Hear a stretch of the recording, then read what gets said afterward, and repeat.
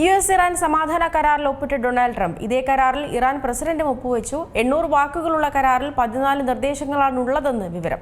വെടിനിർത്തൽ നീട്ടുന്നതും ഹോർമുസ് തുറക്കുന്നതും അടക്കമുള്ള കാര്യങ്ങൾ കരാറിൽ പരാമർശിക്കുന്നു. US-ഇറാൻ സമാധാന കരാറിൽ ഒപ്പിട്ടിരിക്കുകയാണ് അമേരിക്കൻ പ്രസിഡന്റ് ഡൊണാൾഡ് ട്രംപ്. വെഴ്സായ് കൊട്ടാരത്തിൽ വെച്ചാണ് G7 ഉച്ചകോടിയിൽ പങ്കെടുക്കാനെത്തിയ ട്രംപ് ധാരണാപത്രത്തിൽ ഒപ്പുവെച്ചത്.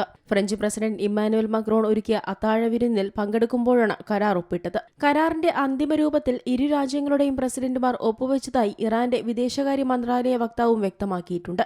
ഇനി കരാർ എത്രത്തോളം കൃത്യമായി നടപ്പിലാകുമെന്ന് പരിശോധിക്കേണ്ട സമയമാണെന്നും അദ്ദേഹം കൂട്ടിച്ചേർത്തു. അതേസമയം ഇറാൻ കരാർ ലംഘിച്ചാൽ കടുത്ത ബോംബാക്രമണം നടത്തുമെന്ന് ട്രംപ് ഭീഷണി മുഴക്കി. 800 വാക്കുകളുള്ള കരാറിൽ 14 നിർദ്ദേശങ്ങൾ ഉണ്ടെന്നാണ് വിവരം. ഇതിൽ വെടിനിർത്തൽ നീട്ടുന്നതും ഹോർമുസ് കടലിടുക്കിലൂടെയുള്ള ഗതാഗതം പുനരാരംഭിക്കുന്നതും അടക്കമുള്ള കാര്യങ്ങൾ പരാമർശിക്കുന്നുണ്ട്. പുതിയ കരാർ എത്രയും വേഗം പ്രാബല്യത്തിൽ വരുമെന്ന് സംഘർഷത്തിൽ മധ്യസ്ഥത വഹിച്ച പാകിസ്ഥാൻ നേരത്തെ പ്രതികരിച്ചിരുന്നു. അതേസമയം വെള്ളിയാഴ്ച ജനീവയിൽ നിശ്ചയിച്ചിരിക്കുന്ന ഔദ്യോഗിക കൂടിക്കാഴ്ചകൾക്ക് മാറ്റമില്ല. കരാർ ഒപ്പുവെച്ചതോടെ അടുത്ത 60 ദിവസത്തിനുള്ളിൽ അന്തിമ വ്യവസ്ഥകൾ സംബന്ധിച്ച് ഇരു രാജ്യങ്ങളും ചർച്ച പൂർത്തിയാക്കും. കരാർ ഒപ്പിട്ടുവെന്ന് സ്ഥിരീകരിക്കുന്നതിന് മുൻപ് അതിലെ വ്യവസ്ഥകൾ US പുറത്തുവിട്ടിരുന്നു. കരാറിൽ ഇറാന്റെ എണ്ണ കയറ്റുമതിക്കുണ്ടായിരുന്ന ഉപരോധം റദ്ദാക്കുന്നതിന്റെ അടിസ്ഥാനത്തിൽ ഹോർമുസ് കടലിടുക്ക് തുറക്കുമെന്നതാണ് പ്രധാന നിർദ്ദേശങ്ങളിലൊന്ന്. ഇറാൻ ഒരിക്കലും ആണവായുധം വാങ്ങുകയോ വികസിപ്പിക്കുകയോ ചെയ്യില്ലെന്നും ധാരണാപത്രത്തിലുണ്ട്.